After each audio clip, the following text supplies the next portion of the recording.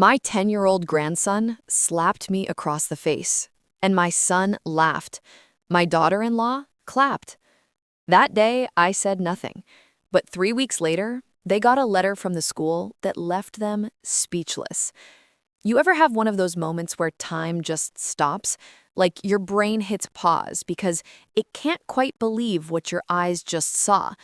That was me, right there in my own living room on a warm Georgia afternoon, standing a few feet away from my 10-year-old grandson, Ethan, who had just slapped me across the face. Yes, slapped. Not one of those playful little pats kids do when they're being silly. No, this was a full-handed, stinging slap that landed so hard, my earring actually fell out. I remember feeling the heat spread across my cheek, that sharp, shocking burn that comes when your body realizes you've just been disrespected in a way you never imagined. And then came the laughter. My son, Michael, sitting right there on the couch with his phone in his hand, looked up, smirked, and actually laughed. "He's just playing with you, Mom," he said, like this was some kind of family comedy sketch instead of pure humiliation. And Heather, my daughter-in-law, this self-proclaimed queen of modern parenting, she clapped her hands together and said, "If you're so tough, hit him back, but you won't dare." She actually encouraged it. I stood there frozen, my mind spinning, my heart pounding in my chest like it was trying to break out. I didn't yell, I didn't cry. I just said quietly, "It's okay." But it wasn't, not even close. Something deep inside me cracked that day. Something I didn't even know could break after 65 years of holding this family together through every storm life threw at us. I remember walking to the kitchen, pretending to tidy up, just so I wouldn't have to look at them. They went right back to laughing and scrolling through their phones like nothing had happened, like it was normal to watch your mother, your grandmother, get smacked in the face by a 10-year-old. And in that moment, I realized something painful. I had become invisible in my own house. I was the live-in babysitter, the unpaid maid, the woman they tolerated because I cooked and helped with bills. The grandma who doesn't understand modern parenting. That's what Heather once called me. But that day, that slap reminded me of something I'd forgotten. I wasn't helpless. I wasn't powerless. I was just quiet. That night, after everyone went to bed, I sat in my little room at the end of the hall. The moonlight came through the blinds, landing right on a framed photo of baby Ethan the day he was born. I remember holding him in that picture, his tiny fingers gripping my necklace, my heart bursting with love.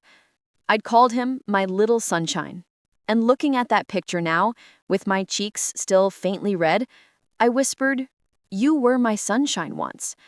My eyes stung, but not from tears, from the ache of realizing how much had changed. I thought about Michael, my only son. I raised him on my own after his father passed.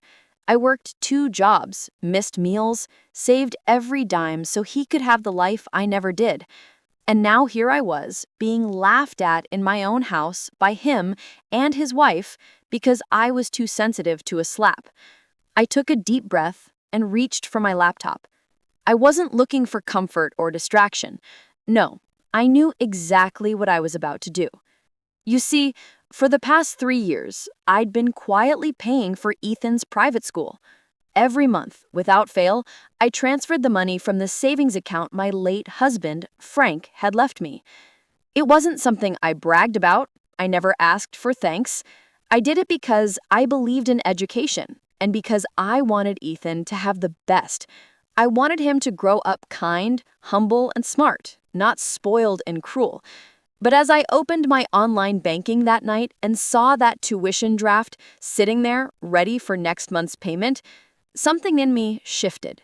That money wasn't helping him. It was feeding their arrogance. I stared at that number for a long while, sipping my cold chamomile tea, thinking about all the nights I'd gone without new clothes or skipped vacations so I could afford that tuition. For what? So they could raise a boy who thought hitting grandma was a joke? No, Not anymore. I scrolled to the cancel recurring payment button and hovered over it for a moment. My heart pounded in my ears. I could almost hear Frank's voice, calm, steady, like he used to sound when he'd say, "You've got to teach people how to treat you." My finger trembled for just a second, then I clicked. Payment canceled.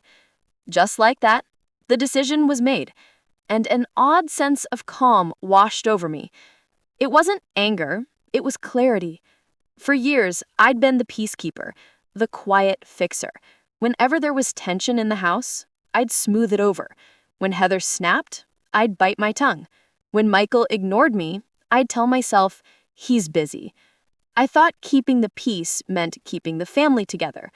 But peace built on disrespect isn't peace, it's surrender. I closed the laptop and sat there in the dark, listening to the soft hum of the air conditioner and the distant sound of a television still on in the living room.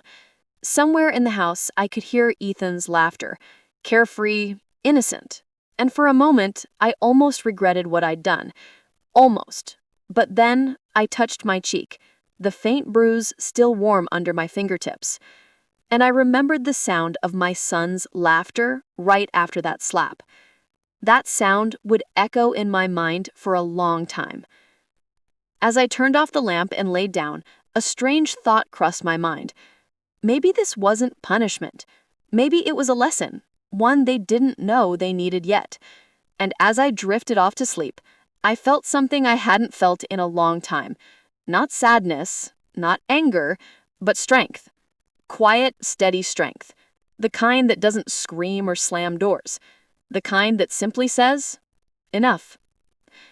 And little did they know, the lesson was already in motion. In a few short weeks, when that tuition bill came due and no payment arrived, when the fancy private school sent that little white envelope marked Notice of Termination, they'd finally understand respect isn't something you can buy, it's something you earn. The next morning, the house smelled like cinnamon waffles and new beginnings, or at least that's what Heather called it. She was buzzing around the kitchen like a bee with a phone glued to her hand, taking photos of Ethan's back-to-school outfit for her followers. "He's going to look so sharp, my little man ready for 4th grade," she said in that sing-song voice she uses when she's performing for social media. Ethan stood there posing like he was in a commercial, his slick new backpack still with the tag dangling off the side. I sat at the kitchen table, stirring my tea slowly, watching the whole show unfold. You ever notice how quiet revenge doesn't need words? It just needs patience. My cheek had healed, but the memory hadn't. Every time I caught my reflection, I could still feel that sting, not just of the slap, but of my son's laughter. Michael came stumbling in, still half asleep, scratching his head and mumbling, "Morning." He barely glanced at me, grabbed his coffee, and said, "Mom, can you pick Ethan up after school tomorrow? Heather and I have a thing." His tone really wasn't a question, it was an expectation. I smiled and said, "Sure." My voice was steady, but inside, my heart was doing somersaults. I'll be honest, I felt guilty. What kind of grandma cancels her grandson's education? But then, like a whisper from my conscience, I remembered that slap, the laughter, the clapping, the mockery, and slowly that guilt started to fade away, like morning fog burned off by the sun. For the rest of the week, I went about my chores as usual, the same rhythm I'd kept since moving in with them 2 years ago. I cooked dinner, folded laundry, watered the plants on the porch, all while pretending everything was perfectly normal. But inside me, there was this hum, this electric anticipation I couldn't quite describe. It wasn't anger, it was awareness, the calm before the storm. The tuition payment I'd canceled was set to come due any day now, and though no one had noticed yet, I knew that envelope, that little white envelope with the school's crest, was going to arrive soon enough. I could almost see it in my mind, like a storm cloud forming on the horizon, quiet but powerful, and when it did, well, let's just say the thunder would be loud. Heather, of course, remained blissfully unaware. One morning while I was folding sheets in the laundry room, she came in bragging about how expensive but worth it Ethan's school was. You just can't beat the kind of education he's getting there, she said, shaking her head like she was Talking about a Harvard tuition bill instead of an elementary school. I gave her a little smile and said, "Yes, it takes a lot to maintain privileges these days." I meant it as a gentle warning, but she didn't even flinch. Too busy scrolling through her phone, she just nodded absently, murmuring, "Totally," before walking out. I stood there for a long moment, holding that warm sheet in my hands, and I thought, you really don't see it coming, do you? That weekend, I decided to bake cookies with Ethan. Maybe it was guilt, or maybe I just missed the sweet little boy I used to know, the one who'd run to me with sticky fingers and a chocolate-smeared smile. He was different now, more guarded, more entitled, but I wanted to believe there was still a spark of that little sunshine I once held in my arms. We mixed flour and sugar, and for a while it felt nice. He laughed, and his laughter reminded me of better times. I started to think maybe I'd been too harsh. Maybe canceling the tuition was too extreme. Maybe there was still time to fix things before they got ugly. But then, just as I was scooping cookie dough onto the tray, he said something that made my hand freeze midair. "Grandma, Mommy says you're poor. That's why you live here." It was like the air got sucked out of the room. I stared at him, the spoon still dripping dough, my throat tightening. "She said what?" I asked softly, but he was already licking his fingers, completely unaware of the weight of his words. "Yeah, Mommy said you don't have your own house because you don't have enough money, so you have to live with us." I forced a smile because what else could I do? He was just repeating what he'd been told. "Is that what she said?" I asked. He nodded. "But it's okay, Grandma," he added sweetly. "I don't mind sharing our house." And then he smiled. Innocent, pure, completely oblivious. That broke me. I turned away quickly, pretending to check on the oven because I could feel the tears building behind my eyes. Poor? I wasn't poor. I'd just been quiet about my blessings. There's a difference. That night, after he'd gone to bed, I sat out on the porch wrapped in my old cardigan, staring at the stars. The cicadas hummed in the background, and for the first time in a long while, I thought about my late husband, Frank. He used to say, "Ellen, money can make people loud, but grace always whispers." I'd lived my life by that. I never flaunted what I had, never needed to. When Michael and Heather bought this house, I offered to help with the down payment. They refused, saying they wanted to do it themselves. So, instead, I paid for Ethan's school, quietly, month after month, because that's what love does. It builds quietly.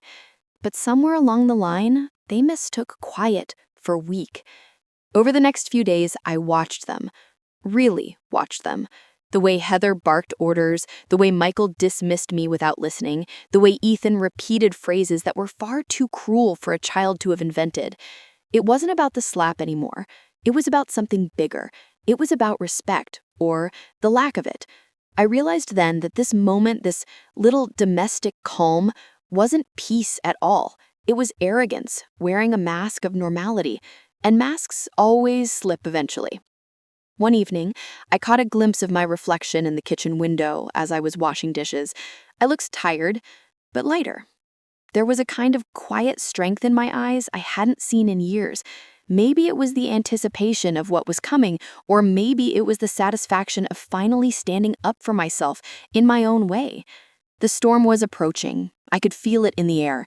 The letter would come soon, and when it did, all their laughter, their mockery, their smugness, it would crumble like a sandcastle in the tide. I finished the dishes, wiped my hands, and smiled to myself. "They think they know me," I whispered to the empty kitchen. "But they have no idea what's coming." And as I turned off the light and went to bed, I felt something I hadn't felt in a long time. Peace.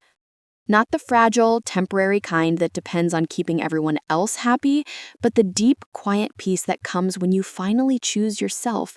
Because sometimes the calm before the storm isn't fear, it's power. Monday morning came like any other. The smell of coffee, the sound of Ethan's feet thumping down the hallway, and the hum of Heather's blender as she made her usual green smoothie she swore was anti-aging.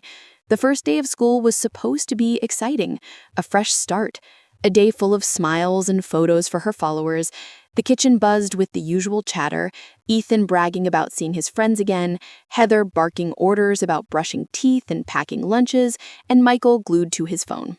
I stood quietly by the sink, washing my cup, pretending not to notice the way they moved around me like I was part of the furniture. But deep down, I knew this was the day. The calm had passed.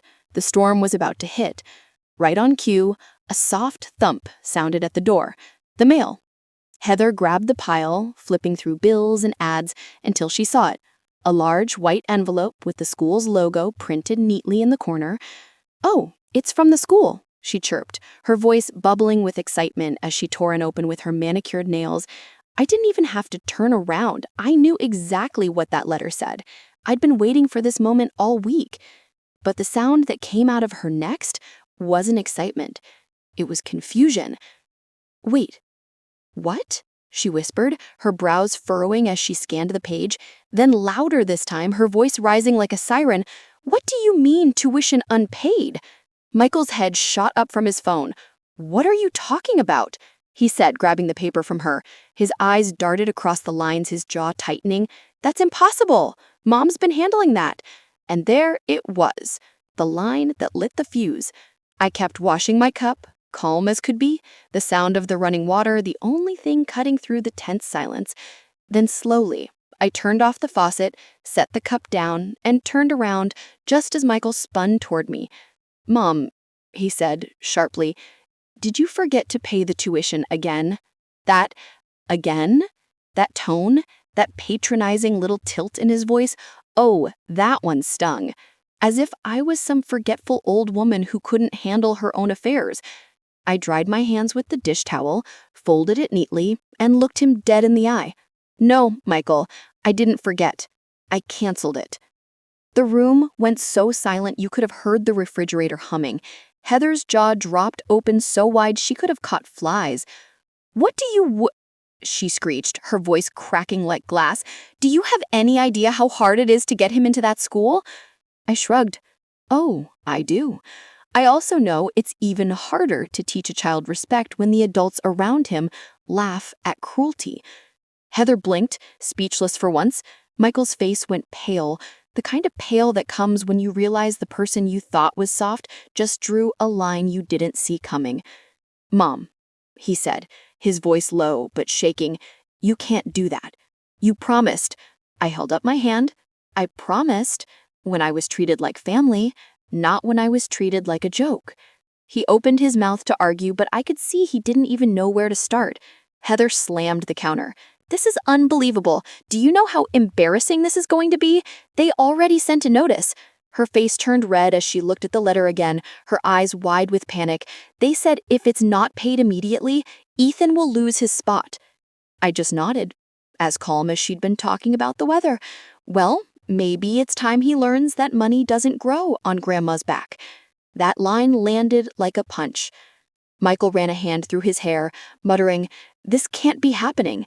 Ethan, poor thing, was sitting at the table looking from one adult to another, his eyes wide and glassy. "Grandma, did I do something bad?" he asked quietly. And that right there, that broke me a little. I knelt beside him, brushing his hair back gently. "No, sweetheart," I said softly. "You didn't do anything bad. Sometimes adults have to learn lessons too." He frowned, confused, and I kissed his forehead. "You'll be okay." Behind me, Heather scoffed, "Oh, please, you're making this sound noble when it's just petty." I stood up slowly, turned to face her and said, "No, Heather. It's not petty to demand respect. It's overdue." The look on her face, a mix of shock and rage, almost made me laugh. She wasn't used to me talking back. None of them were. Michael tried to regain control like he always does. "Mom, listen, we can fix this. I'll just move some things around, pay the balance, and next month you can resume the transfer." I smiled faintly. "There won't be a next month." "What do you mean?" he said, his voice rising. I mean, I said clearly, I'm done paying for a household that treats me like a burden. If you want your son in that fancy school, you'll have to pay for it yourselves. The color drained from his face. He opened his mouth, then shut it, realizing there was nothing left to say. Heather grabbed her keys and stormed out of the kitchen, muttering something about calling the school. Ethan started crying quietly, and my heart twisted. I didn't want him to feel pain, not really, but I knew this was necessary. This family had forgotten the value of kindness, of gratitude. They needed a wake-up call. And sometimes the loudest message comes from silence, from absence. For the first time in years, I wasn't invisible. They couldn't laugh this off. They couldn't scroll past it. They had to see me, hear me, acknowledge me. Michael finally looked at me, really looked at me, not like a live-in helper, not like some fragile old woman, but like the mother who raised him, sacrificed for him, and just reminded him who I truly was. "Mom," he said quietly, "why would you do this?" I took a deep breath. "Because, Michael," I said, "when love turns into entitlement, it's no longer love. It's time to remind this family where the love came from and what happens when it's taken for granted." He didn't answer. He just stood there, shoulders slumped, eyes distant. I turned back to the sink, rinsed my cup again, and said softly, "Now, if you'll excuse me, I have cookies to bake." And as the oven warmed behind me, the air still thick with silence and disbelief, I realized something powerful. For the first time in a long, long time, I didn't feel small. I felt heard. The storm had finally broken, and I was standing right in the middle of it, calm, steady, and unshaken.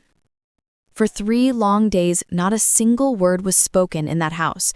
No laughter, no chatter, not even the usual bickering between Michael and Heather. The silence was thick. You could almost hear it pressing against the walls. Heather clanged pots and slammed cabinets like punctuation marks of her anger. Michael sulked, eyes glued to his phone, pretending he had nothing to say. And little Ethan, he stayed unusually quiet. No mischief, no laughter, just a soft, watchful silence. It was as if everyone was waiting for me to crack, to apologize, to undo what I'd done. But I didn't. In fact, I slept better than I had in months. You see, sometimes peace doesn't come from everyone liking you. Sometimes it comes from finally being respected, even if that respect starts in silence. On the 4th morning, I heard a knock on my door. Not a hard, impatient one, but a soft, hesitant tap. "Come in," I said, folding my quilt. Michael stepped inside, looking different. His shoulders drooped, his face tired. "Mom," he said quietly, "we got Ethan into public school. It's not as fancy, but we'll manage." His tone carried something I hadn't heard in years. Humility. I nodded, keeping my voice steady. "Good," I said simply. "That's what parents are supposed to do." He paused, waiting for me to scold or gloat, but I didn't. There was no need. The lesson was already unfolding on its own. Days turned into weeks, and little by little, the tension in the house began to melt. I noticed something I hadn't seen in a long, long time. Ethan was changing. Gone were the designer shoes and fancy backpacks. He wasn't bragging about field trips or showing off gadgets. Instead, he talked about new friends, about a teacher who loved art, about how he helped another boy who forgot his lunch. His laughter sounded different, lighter, more real. For the first time, I saw the boy I'd held as a baby, not the one shaped by entitlement, but the one born from love. One afternoon, I was sitting by the window knitting when I heard a soft knock. "Come in," I said, expecting it to be Heather asking about dinner, but it was Ethan, clutching something in his hand, a crumpled drawing. "Grandma," he said shyly, "I made this for you." He handed it to me, eyes down. On the paper, drawn in shaky crayon lines, was a picture of the two of us holding hands under a big, bright sun. Across the top, in uneven letters, he'd written, "Me and Grandma." My throat tightened. "It's beautiful, sweetheart," I whispered. He hesitated for a moment, then said softly, "I'm sorry I hit you." Those 5 little words broke me and healed me all at once. I pulled him close, holding him tight. "Thank you, baby," I said, tears slipping down my cheeks. Now that's what I call real learning. Because this right here was the kind of education no private school could ever give. Not math or science or manners rehearsed for show, but humility, empathy, and love. As weeks passed, Heather began to soften too. She wasn't as sharp, her tone gentler, her glances less cold. Maybe she realized what pride had cost her. Maybe silence teaches more than words ever could. Michael started spending more time with his son, helping with homework, laughing again, and Ethan, my sweet boy, would come sit beside me every morning while I sipped my tea. We'd talk about his day, or sometimes just sit in quiet peace. Now, when I look out that window every morning, tea warming my hands, I smile. Not because I won or proved a point, but because I found peace. They learned that respect can't be demanded. It must be earned. And sometimes the greatest revenge isn't loud or cruel. It's calm, patient, and wrapped in the kind of silence that speaks louder than words ever could.